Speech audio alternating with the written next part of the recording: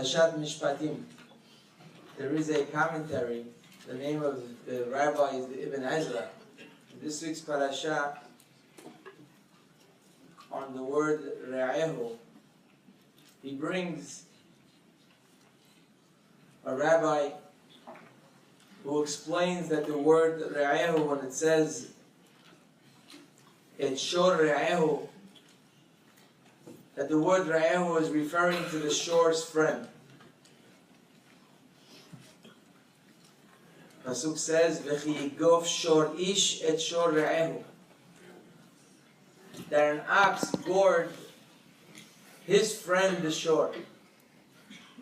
And the Ibn Ezra is extremely upset with this commentary. As he says, there is no such thing as re'ehu, as a friend to a shore. Rather, Re'ehu is referring to the human, the owner of the shore.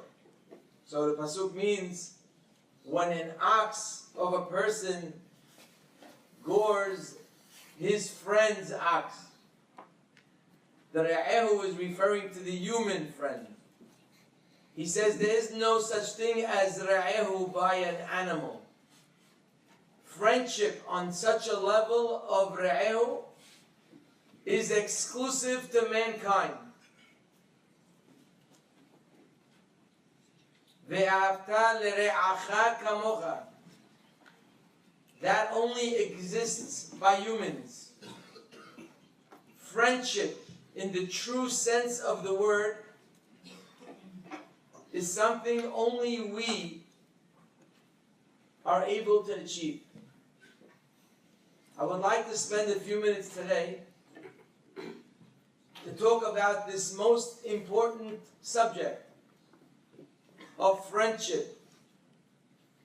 In Pirkei Avot, Hazal tell us that in order to achieve in life, we must acquire a friend. Ukne lecha haver. A friendship, a good friendship, a healthy friendship, is something that is vital, is in many ways going to determine what type of life we're going to have. Friendship is not something to be taken lightly. Let's just think about some of the things that we can expect from a true friend, a real friend. A true friend is someone who takes our needs seriously. A true friend is someone who mourns when we are in sorrow. A true friend is someone who rejoices, is honestly happy when we're happy. Real friends have a good eye, an ayin tovah. You see, in life, when people are successful, they have very few people that are actually happy for them. Because most people who hear about the success of others, although they may give a fake smile on the outside, and maybe even a nice word and a pat on the back, but inside they're suffering. Because they're jealous. How can it be that he got something, he got married, he made the business deal, he got that havruta, he was able to do something that I'm not able to do. For most people in the world, even those who we may call friends, they will not be able to feel simha for somebody else's success. A real friend is someone who feels your happiness. A real friend is someone who's faithful, trustworthy, that you can share with him any information. Let's reflect. Is there anyone who I'm so close with, who I trust so completely, that I would confide in that person and tell them anything and everything that's on my mind. Think, is there such a person in my life that I can tell him anything and everything and I trust him to the core? I think most of us would say that that's a hard friend to actually find. A friend is someone who helps us carry the burden through their compassion. You see, life has moments of difficulty. Sometimes many moments. Sometimes many difficulties. Sometimes a great difficulty. And to go through life alone is next to impossible to succeed. Because life does bring problems and life does bring challenges. A good friend is someone who carries the burden. How does that work? He carries the burden. Just like a box. If you have a 100-pound box and you're having a hard time to lift it, and you try every way and it's not working and it's weighing you down, and someone comes and says, come, let me help you, let me carry the other side, all of a sudden the box becomes lighter. That's exactly how it is in life. There are certain times in life where things are just difficult. In every stage of life. And when you're carrying the box on your own, it can weigh you down to the point that may make you give up. Certainly you will not achieve happiness. But if you have a real friend who feels the pain, who really cares for you, by doing that, he actually helps you carry the burden. He actually is lifting the box with you, and then the box becomes lighter. How many people do we have in our lives that we can say really care about us? You would think that in our society, where communication has become so easy, where connections, even from a long and far distance, are so simple, you would think that today, in the area of friendship, the world is on the up and up. You would say maybe 50 years ago, maybe 100 years ago, when my father and my grandfather grew up, where they lived in a small neighborhood, and they had a couple of friends. So there, achieving a true friendship was quite difficult, because you had so little options to choose from. I mean, you only have a choice of 4, 5, 6 people that you saw all the time. Plus, the amount of communication you can have with them is it's only when you see them. You can't call them. You can't text them. You can't email them. It's limited to one-on-one. Whereas today, you can reach them anywhere, anytime, and you can even reach 100 people at the same time. So if you want to make a comparison, you would say, wow, today maybe we're not successful in marriage, and maybe we're not successful in certain areas, but in the area of friendship, we're doing great. And let me tell you that that's a very, very sad conclusion. It's sad because it's not true. And if you think that, and if you think that you're succeeding in your friendships because you have followers on social media, or because you have a number of chats that you're included in, and you're walking away thinking, wow, I'm pretty popular.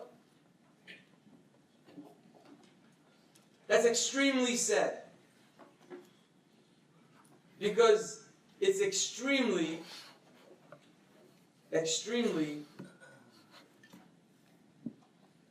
giving you a misunderstanding of what friendship is. You're being fooled. Today, studies have shown that people feel more lonely than any time in modern history where they've made studies like this. In a time where it's so easy to communicate, people feel by themselves. They can have many, many acquaintances, but they don't have any real friends. I bet the friends that you have are people who only care about themselves. I bet the people you hang around with are only interested in you because it helps them. They will use you. Maybe you have a nice house for them. Maybe you're sharp for them. Maybe you have enough connections for them. So they'll take from you whatever they can, and they'll be your friend. But they don't care about you at all. And I think if we studied our friends, for the large part, that's what we will find. We will find people who totally care about themselves and are using the friendship for their own benefit strictly. And the moment that I become useless, and the moment that I don't matter for them, then I don't matter at all. That's not a friendship that will get you anywhere in life. A real friendship is someone who cares about you. And that you will never have through chatting or texting. In fact, the more you allow yourself to be involved in this illusionary friendships that we have, the less you'll be able to build any real friendship. Because a real friendship requires personal emotions and a personal touch, and it requires investment. It requires you being there for somebody in the time of need. You do not develop friendships online. A real friend can only happen in person. And the more we distract ourselves with these illusionary friendships, the less we will ever have the ability to have a true friend. This is something so clear that we don't have to bring proofs for it. But we have a number of places. By Eov, you've heard of Eov. Eov was an extremely successful person. He had a very large family, many children. He was very wealthy.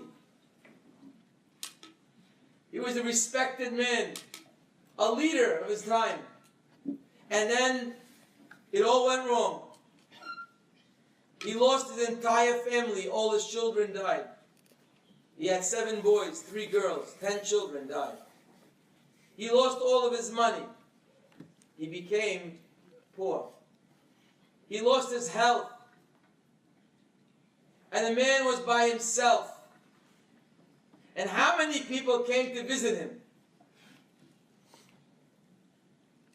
3. 4 people actually, but 3 of them stayed 1 week with him. Imagine a person who lost all his children, all of his money, he's sick. How many people came to see him? 3.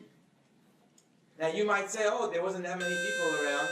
But then the Pasuk says at the end of the book, when Eov got better, and he became wealthy again, And he had children again. In fact, he had double everything he had before. He became extremely successful. The Pasuk says, at this point, Vayavo'u elav kol ehav ve'kol ahyotav. It says they came to him, all of his brothers and sisters, ve'kol yode'av lefanim, and all the people who knew him from before. Oh, he had brothers, he had sisters, he had friends. Where were they the entire book? Where were they when the guy was sitting Abelut for his 10 children? Where were they when he was in the hospital? Where were his brothers and sisters and friends then? The sad story of friendship. They weren't there. When he was down, they were out. When he wasn't needed, they were not interested. Oh, now he's successful again? You're having a good day? All of a sudden, everyone's your friend. You made some money today? Everyone's hanging on to your coat. Today you became useless? See you later. That's the friendships that exist in the world, especially today.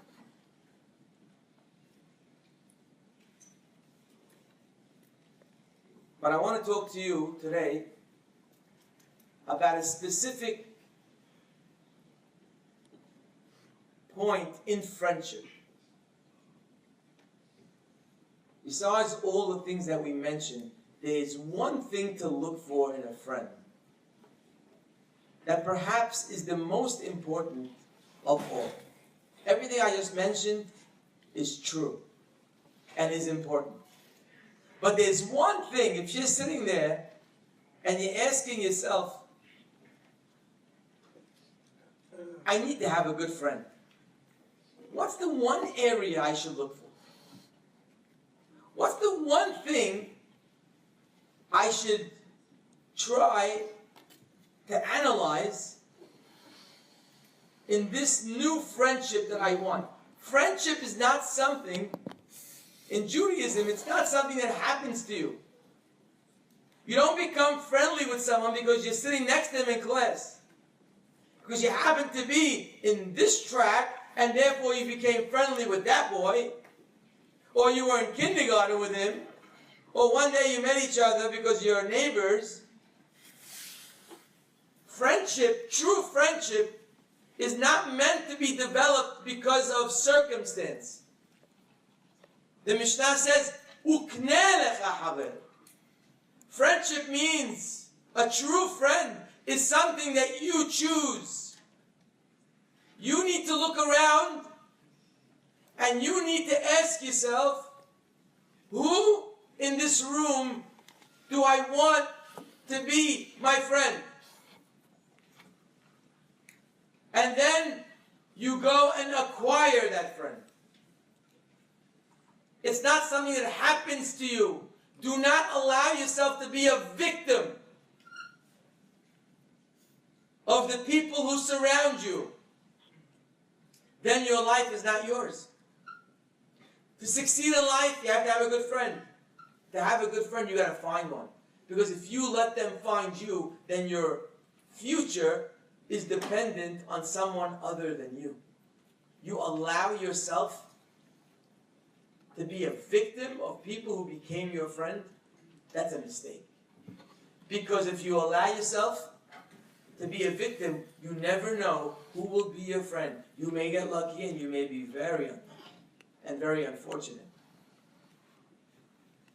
Friendship is something you go out to see. Ask yourself, who do I want to be my friend? So when you audition and when you go and see which type of person do I want, what should I look for? What's the type of character I should be looking for? So it comes from the word re'acha, the one that we started with this morning. The word re'acha comes from the word teruah. Same shoresh. You heard that word? Yom teruah yelachem. When we blow the shofar, it's called the teruah. The main part of the shofar is the teruah, is that sound that we make shevarim, tu, tu, tu, tu, tu, tu, tu. That's called teruah. The word teruah means broken sounds. The word re'acha means also broken. Why would a friend have the same word as broken sounds? What's the connection? The connection has to do with the first time that we find a friend in the Torah. When you want to learn something, any subject, you go to the first time it's mentioned in the Torah. And you learn a lot about that subject. That's a rule. The first friendship we find in the Torah is the friendship of Adam and Hava. What does the pasuk say? Vayomer Adonai Elohim. Hashem says, Lo tov heyot Adam levado. It's not good for a person to be by himself. That's what we just said today. It's not good to be by yourself. And even if you're in a room of 100 people or 500, you could be by yourself. Even if you have thousands of people on your phone, you could be living by yourself. It's not good to be by yourself in life. I said, Lord, God says, let me make for him Aezer. Aezer means someone to help him. Kenegdo. The word kenegdo means opposing him. A helper that's opposing him. Isn't a helper someone who is with you? An opponent is the enemy. What does it mean I'm going to get him a helper to oppose him? And that's the secret of great friendship. God didn't make Adam and Hava the same. He made them different. Because it's those differences that will make the other one perfect. If they were the same, and they had the same issues and the same problems, all they would do is make them each other worse. You put two guys who are on the wrong road. You know what will happen to those two guys? They'll just keep feeding each other. One person once told me, you see those two guys? They are affecting each other in a negative way. And it's him, A, affecting B. I'm making a mistake. When two people get together on the wrong road, they both give hizuk to each other. A gives strength to B, and B gives strength to A, and A gives strength to B, and they become a koah, a strength in whatever it is that they're doing. A true friend is an ezer kenegdo. A true friend is someone who's willing to tell you, hey, that's the wrong thing to do. You shouldn't have said that. You shouldn't go here. You shouldn't do that. Think about what you just did. That's not a comfortable friend. We like to find people who will say amen to everything we do. What kind of friend you want? A guy who anything you suggest and anything you do in life will say, wow, you're the best. They'll say amen, loud. And sometimes they'll say Baruch Hu Baruch Shemo also. And they'll say, yes, you're the greatest. Isn't that the type of friend you want to have? Someone who holds the banner of your name and is always raising it up. Yeah! Well, in the Torah it says the opposite. That this is not a good friend. A good friend who is an ezer. If you want a good friend in life, find the guy who's kenegdo. Find the person who's willing to stand up and tell you, you're wrong. Don't do that. Most of us don't look and don't want that kind of friend. But that's a true friend. Like the famous story of Resh Lakish and Rabbi Yohanan.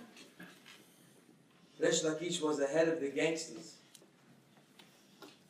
He was totally off the derech. When Rabbi Yohanan was bathing in the lake, Resh Lakish came in with a super somersault. And Rabbi Yohanan looks at him and says, wow, what a power this guy has. Look at the muscle of the guy. While they're in the lake, Rabbi Yohanan tells him, you know, you got such talent. You have such koah. I see you head of the gangsters. You must be a influential person. Physically, emotionally. He says, Haval, you're wasting your life. You should use your strength for Torah. Resh Lakish turns to Rabbi Yohanan and says, you know, Rabbi Yohanan, you're the most beautiful person I ever saw. You're so beautiful. Rabbi Yohanan was a beautiful looking person. Rabbi Yohanan tells him, I'll make you a deal. I have a sister that's more beautiful than me. I'm willing to make a shidduch for you to marry my sister. If you accept upon yourself all Torah, the yoke of Torah. And that's what happened. And Resh Lakish and Rabbi Yohanan became Havrutot. They became partners in Torah. For many years. After a long time, Resh Lakish passed away. And Rabbi Yohanan was left without his Havrutah. And he was not able to continue living. He wasn't the same. By the way, that's a question in itself that you could ask yourself. Do I have a Havrutah that I care about? Who's your Havrutah? That should be your first question. Who's your Havrutah? And what happens to your Havrutah? Let's say your Havrutah one day would not be there anymore. God forbid he'd be taken away to the next world. Would it matter? So A, do you have a Havrutah? And B, does the Havrutah matter in your life? Resh Lakish passed away, Rabbi Yohanan was left alone. They went out and they found him, the greatest giant, Rabbi Elazar ben Pedat, the giant of Torah, to be his Havrutah, to replace Resh Lakish. And he sat with him and they started learning, and this man is brilliant. And every time they would say something, he would bring proofs and he would bring sources. And after a while, Rabbi Yohanan says, start cutting it. He told Rabbi Elazar, you know, you're a great man. But I want to tell you the difference between you and Resh Lakish. When I learned with Resh Lakish, every time I would say something, I would give a svara, I would give a shita, he would come and attack me from all different places. Every time I say something with you, you bring me proofs. Imagine you learn with somebody, every time you say something, he brings you a proof. Ah, what a Havrutah. Says Rabbi Yohanan, I don't need a Havrutah like you. I need a havruta who tells me that I'm wrong. Because through that I will be able to get clarity, will be able to accomplish more. And that's how it is in life. You get someone who's your friend, who's always doing what you do, and always raising your flag. All that's going to happen is that you're going to make mistake after mistake, and you won't even realize, look at a few years from now, and you won't realize where you ended up. A true friend is someone who stops you, who tells you you're wrong. It's not the right way. It's an ezer kenegdo. It's a re'ehu. Re'ehu is someone who breaks you. Will your friend break you? Will he stand up to you? Or is he just a puppy? That you have the leash on him. That you use him whenever you want. Whenever you want to feel good. That's why it says, it's in the Gemara says, Ezehu derech Torah she'yidbak baha adam. Which is the right road, the right derech, that a person should cling to this derech? It's a very odd question. What kind of derech? We have a Torah. What's the question? Someone would ask us that question? Torah, it's what? That's the derech. But Hazal asks, what's the right derech? Because it's not so easy just to get on the road of Torah. There are many, many cracks along the way. And there's much congestion along the way. The Torah highway is a beautiful highway. But to actually get on it is not so simple.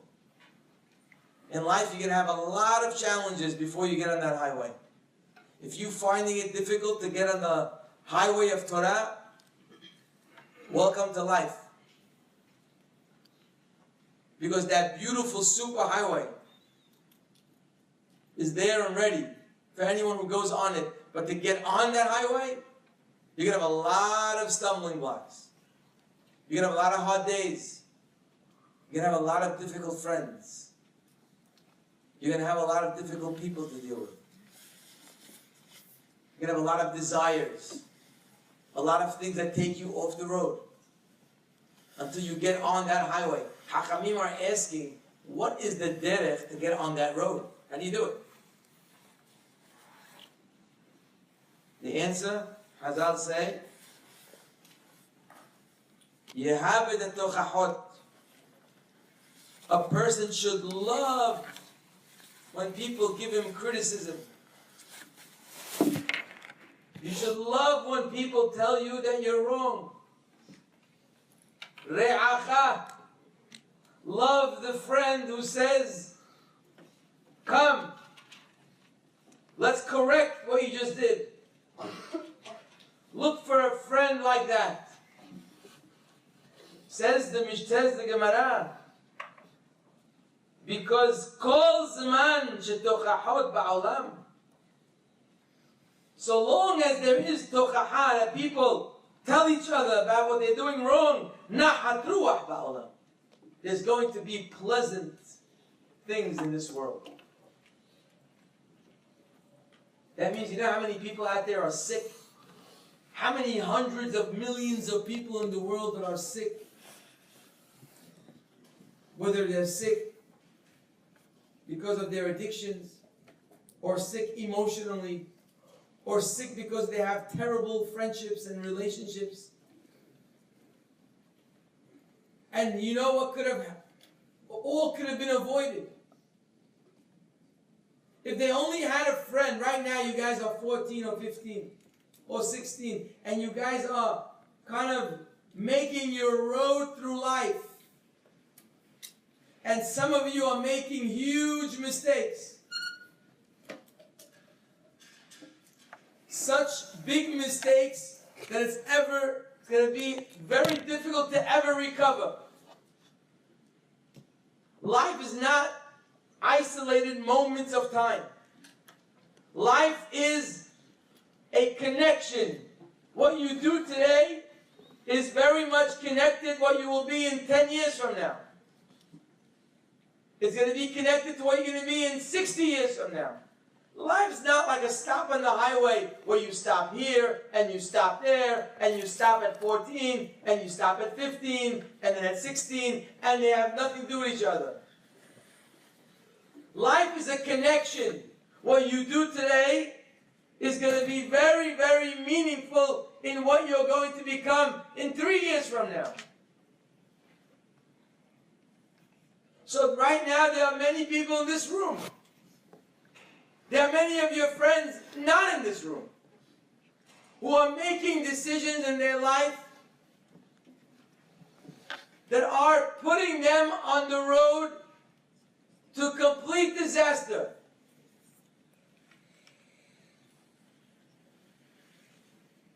All the people today that we know are sick. How did that happen? Says Hazal, if they would have had someone, a real re'acha, if they would have had a friend that cared for them, that was a good friend, and told them stop doing that, they would have avoided all their pain. You go to a wedding today, and you see a guy drinking, and you're a real re'acha, you tell the guy, you shouldn't be doing that. How many people that you know will do that? How many people would you hang out with who do that? You want the guy to say, come on, more. If those people today who are sick had someone who's a real friend, they wouldn't be sick today. But they chose to hang out with people just like them. Because that's what makes them most comfortable. Understandably so. Says the Braita, when there's tochaha in the world, there's nahat ruach. There's pleasure in this world. You avoid a lot of problems when you have someone with you who really cares for you. Because when he sees you on the wrong road, he tells you. Don't hang out with someone. If you're having issues in life, if you're having challenges in life, don't stay with a person who is going to make you worse. Find the person who's going to make you better. Because at the end of the day, the person that you befriend is going to be exactly what you look like. Our friends will determine exactly what we become. Everything is exciting at first. But look at the long term. Look where it's going. Look where that friend is taking you. A road is not something you can just stop short unless you get into a very big accident. Where are you going with such a person? Choose your friends wisely. I'll end off, we say at a wedding, Sameach tesamach, re'im ahuvim. We bless the Hatan and Kala, that they should be happy, and they should be re'im. Now we understand what that word means. Re'im means friends who are willing to tell each other when something is going wrong. But they have to be ahuvim. You can't build a relationship only on criticism. Obviously, a relationship has to have ahava. Obviously, you have to give your friend a pat on the back. And obviously, you have to be able to give the proper love and care. But you also have to be able to give the proper criticism.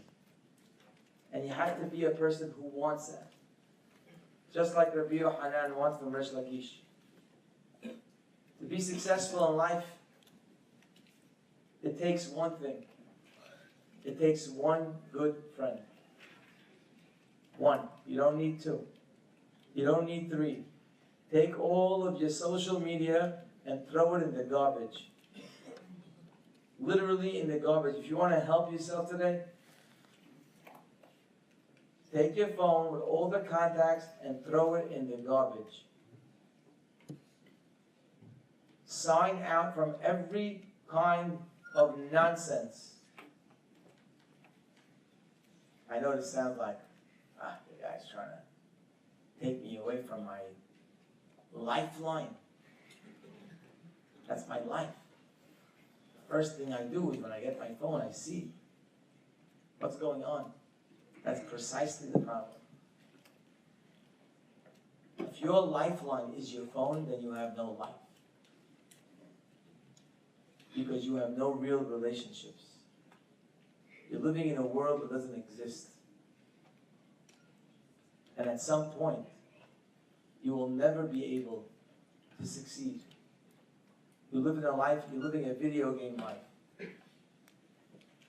Take your phone and throw it in the garbage. Maybe not literally, but all those things, just sign out. Build a real relationship. Go get a havruta. Go find a havruta. Not a guy that you learn with. Find a havruta that you can call your partner, not only in learning, but in life. Like one rabbi says, O havruta, O metuta. Either I have a havruta or I have death. Because without a havruta in life, it's going to be a very, very difficult road. I think the one thing, if you want to walk out of this class, and the one thing that will give you tremendous guidance on the road to success, ask yourself, do I have a havruta? If you do, is he the havruta that's re'acha? And if you don't have a havruta, go find one right now. Find a havruta. It could be a havruta for twice a week. It could be a havruta for 7 days a week. But it's got to be your havruta, not a guy that you learn with. A havruta is someone that you share a life with, to the point that if he leaves you, you're going to feel empty. Of course, it takes time to build it. But ask yourself, who can I become a havruta with? Who do I want to have the values like? Who do I respect the emet? Don't look for the guy who's going to massage you all day long. Look for the guy who's going to make you better. Don't walk out of today. Don't walk out of school today without a havruta. Ask someone, be my havruta. I want to learn with you. I want to review with you. Find someone that's going to be Ra'im Ahubim. That's going to be your friend that's beloved. Because that's the derech, says Hazal, the derech to nachat ruach, to enjoy in your life. Your friend. Re'eh. You should all have hatzlacha. Amen.